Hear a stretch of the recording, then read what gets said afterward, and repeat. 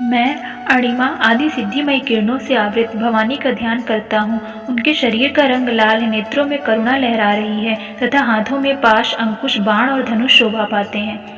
ऋषि कहते हैं, चंड और मुंड नामक दैत्यों के मारे जाने तथा बहुत सी सेना का संहार हो जाने पर दैत्यों के राजा प्रतापी शुंभ के मन में बड़ा क्रोध हुआ और उसने दैत्यों की संपूर्ण सेना को युद्ध के लिए कूच करने की आज्ञा दी।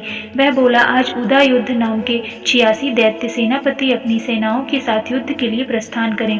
कंबू नाम वाले दैत्यों के 84 सेना नायक अपनी वाहिनी से घिरे हुए यात्रा करें।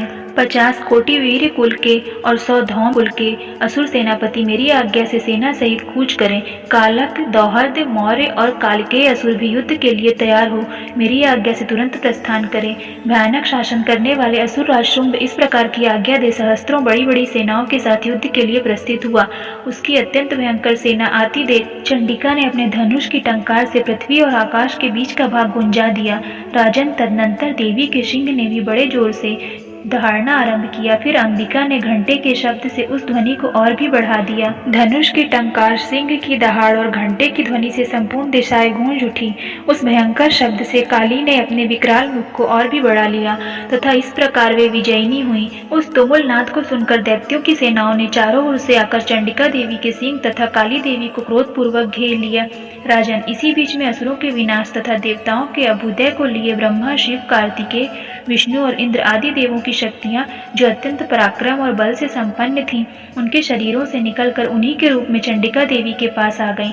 जिस देवता का जैसा रूप वैसी वेशभूषा और जैसा वाहन ठीक वैसे ही साधनों से संपन्न हो उसकी शक्ति असुरों से युद्ध करने के लिए आई। सबसे पहले हंसयुक्त विमान पर बैठी हुई अक्षसूत्र और कमंडल से सुशोभित ब्रह्मा जी की शक्ति उपस्थित हुई, जिसे ब्रह्माणी कहते हैं। महादेव जी की शक्ति वृषभ पर आरूढ़ हो हाथों में श्रेष्ठ त्रिशूल धारण किए, महानाग का कंकड़ पहने, मस्तक में चंद्र रेखा से विभूषित हो वहां आ पहुंची। कार्तिकेय जी की शक्ति जगदम्बिका उन्हीं का रूप धारण किए श्रेष्ठ मयूर पर आरूढ़ हो हाथ में शक्ति लिए दैत्यों से युद्ध करने के लिए आई।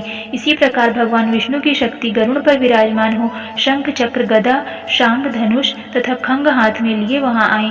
अनुपम यज्ञ वाराह का रूप धारण करने वाली श्री हरि का जो शक्ति है वह भी वाराह शरीर धारण करके वहां उपस्थित हुई। नारसिंगी शक्ति भी नृसिंह के समान शरीर धारण कर वहां आई। उसकी गर्दन के बालों के झटके से आकाश के तारे बिखरे पड़ते थे। इसी प्रकार इंद्र की शक्ति वज्र हाथ में लिए गजराज ऐरावत पर बैठकर आई। उसके भी सहस्त्र नेत्र थे। इंद्र का जैसा रूप है वैसा ही उसका भी था। तदनंतर उन देव शक्तियों से घिरे हुए महादेव जी ने चंडिका से कहा, मेरी प्रसन्नता के लिए तुम शीघ्र ही असुरों का संहार करो। तब देवी के शरीर से अत्यंत भयानक और परम उग्र चंडिका शक्ति प्रकट हुई, जो सैकड़ों गीदड़ियों की भांति आवाज करने वाली थी। उस अपराजिता देवी ने धूमिल जटा वाले महादेव जी से कहा, भगवान आप शुंभ निशुंभ के पास दूत बनकर जाइए और उन अत्यंत गर्वीले दानव शुंभ एवं निशुंभ दोनों से कहिए, साथ ही उनके अतिरिक्त जो भी दानव युद्ध के लिए वहां उपस्थित हो उनको भी यह संदेश दीजिए, दैत्यों यदि तुम जीवित रहना चाहते हो तो पाताल लोक लौट जाओ।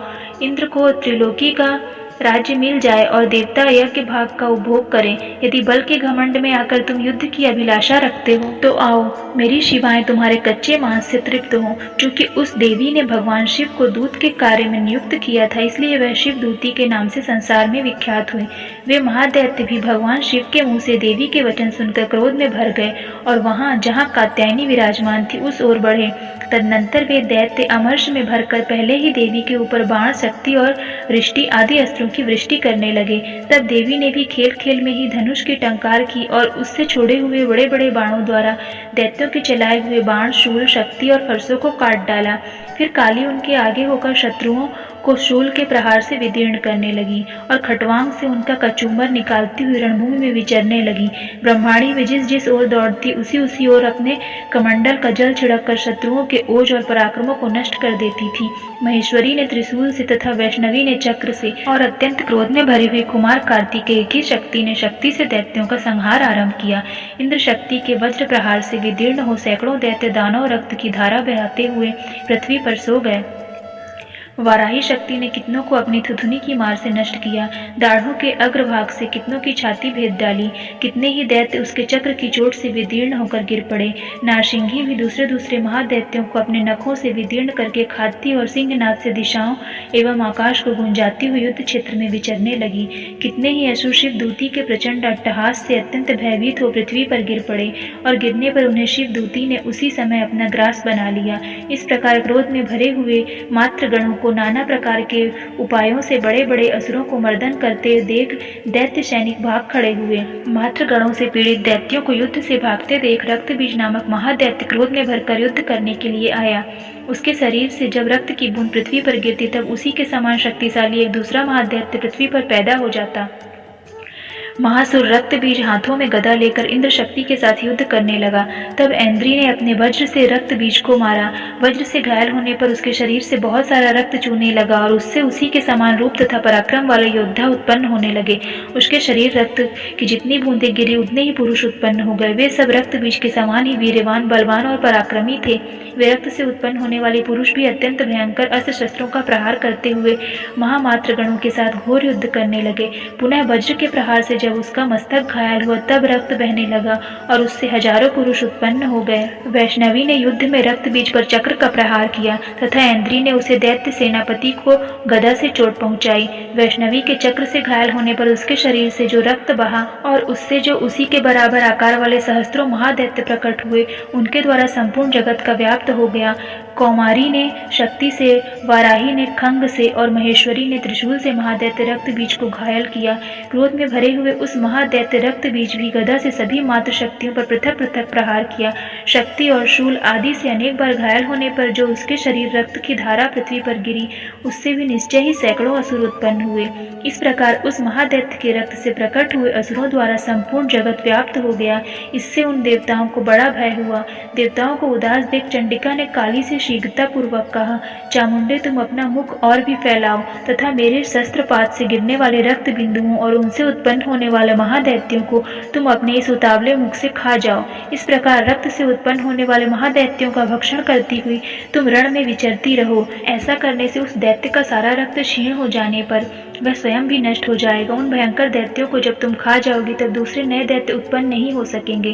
काली से यूं कहकर चंडिका देवी ने शूल से रक्त बीज को मारा और काली ने अपने मुख में उसका रक्त ले लिया। तब उसने वहां चंडिका पर गदा से प्रहार किया, किंतु उस गदापात ने देवी को तनिक भी वेदना नहीं पहुंचाई। रक्त बीज के घायल शरीर से बहुत सारा रक्त गिरा, किंतु ज्यों ही वह गिरा त्यों ही चामुंडा ने उसे अपने मुख में ले लिया। रक्त गिरने से काली के मुख में जो महादैत्य उत्पन्न हुए उन्हें भी वह चट कर गई और उसने रक्त बीज का रक्त भी पी लिया। तदनंतर देवी ने रक्त बीज को, जिसका रक्त चामुंडा ने पी लिया था, वज्र, बाण, खंग तथा रिष्टि आदि से मार डाला।